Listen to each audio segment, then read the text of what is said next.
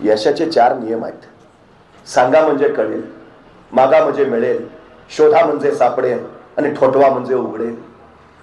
हे 4 गोष्टी ज्याला जमतात तो यशस्वी होतो. काय हवंय हे तुम्ही जर सांगितलंच नाही तर लोकांना कळेल कसं? तुम्हाला काय हवंय हे जर तुम्ही मागितलंच नाही तर मिळेल कसं? तुम्हाला काय हवंय असंख्य आसपास सगळं पडलेलं आहे, तुम्ही शोधलंच नाही तर तुम्हाला सापडेल कसं? तुम्हाला दाराच्या पलीकडे जायचं आहे, ठोठवा ना मग, त्याशिवाय उघडेल कसं दार? त्याला काय माहितीये का तुम्हाला आत यायचं आहे? ठोठवायला हवं, पर्याय निर्माण करायला हवेत. तो नियंता ज्यावेळी आपलं एक दार बंद करतो त्याच वेळी आपल्यासाठी 10 दारं उघडी करून ठेवतो. आम्ही एकाच दारावर धडका मारत बसतो. जात होता 100 टन आधी, काय झालंय कळत ना. तू एकाच दारावर धडका मारतोय, शोध ना दुसरा पर्याय काहीतरी.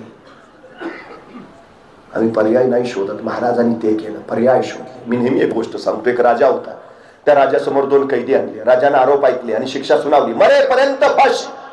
फाशीची शिक्षा ऐकल्याबरोबर एक कैदी तिथं चक्कर येऊन पडला. दुसरा कैदी मात्र न्यूटन असल्यासारखा विचार करत बसला होता. पहिला शुद्धीवर आला तर दुसरा कैदी न्यूटनच. मग पहिल्या त्याला विचारलं, तू शिक्षा ऐकली नाही का? तर मला ऐकली ना. अरे मग फाशी झाली, आपल्याला मरणार आहे आपण, तुला भीती नाही वाटत? तसा तो कैदी म्हणा, ते फाशी बिशीचं सोड रे. गेले वर्षभर माझा उडणारा घोडा तयार करायचा प्रयोग चाललाय. प्रयोग अंतिम टप्प्यात आहे. आता काही दिवसात माझा घोडा आकाशात उडेलच. नेमकी फाशीची शिक्षा झाली, ते फाशीचं काही नाही रे, पण आता माझ्या प्रयोगाचं काय होणार त्याची मला काळजी आहे. त्या कायद्याला काय कळेल ना, उडणारा घोडा, घोडा कधी उडतो का ते सांगतोय ना, प्रयोग अंतिम टप्प्यात आहे. त्यांची चर्चा राजाने ऐकली. राजा म्हणला, काय काय काय म्हणला? उडणारा घोडा डोक्यावर पडलाय का? घोडा कधी उडतो का? तसं तो कैदी म्हटला, महाराज मरणारा माणूस खोटं नाही बोलत. फाशीची शिक्षा दिली मला, कशाला खोटं सांगेल? गेले वर्षभर माझा प्रयोग चाललाय, प्रयोग अंतिम टप्प्यात आहे, आता काही दिवसात माझा घोडा आकाशात उडेलच. बरं महाराज, माझ्या घोड्याचं बाजूला ठेवतो, मला फक्त 1 वर्ष द्या, 1 वर्ष फक्त.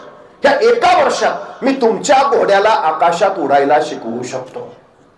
आता राजाला प्रश्न पडला, असं तसं मरणारच आहे, पण जर दिलंच ह्याला 1 वर्ष आणि लागलाच आपला घोडा आकाशात उडायला, तर ह्या जगात आपण एकमेव राजे ज्याच्याकडे उडणारा घोडा आहे. राजा म्हणला, ठीक आहे, चल, दिलं तुला 1 वर्ष दिलं. त्या कायद्याला 1 वर्ष मिळालं, पण ते पहिला कैदी त्याला काय कळेल ना. तुम्ही त्याला परत विचारलं, घोडा खरंच उडतो? तसा तो कैदी म्हटला, घोडा उडतोय ना का. आणि मग राजाला खोटं का सांगितलंस? हे बघ, तू तुझं आजचं मरण फक्त उद्यावर ढकलतोयस. तसा तो कैदी म्हटला, हे बघ, मी माझ्या जगण्याचे पर्याय तयार करतोय. मतलब ह्या 1 वर्षात काही घडू शकतं. म्हणजे अरे ह्या 1 वर्षात मला फाशी देणारा राजाच मरू शकतो,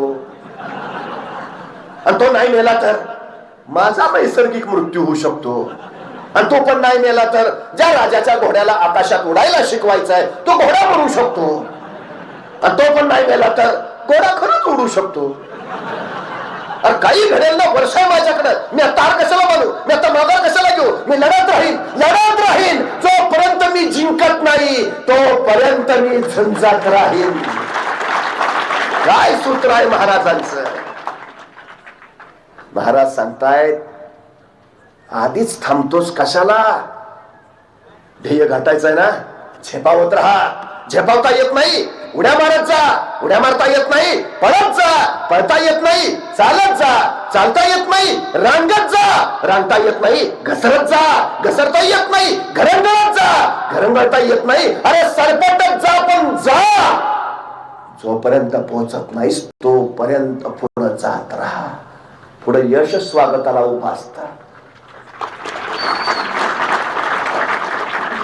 जे हरतात ते अयशस्वी होत नाहीत, जे प्रयत्नच सोडून देतात ते अयशस्वी होतात.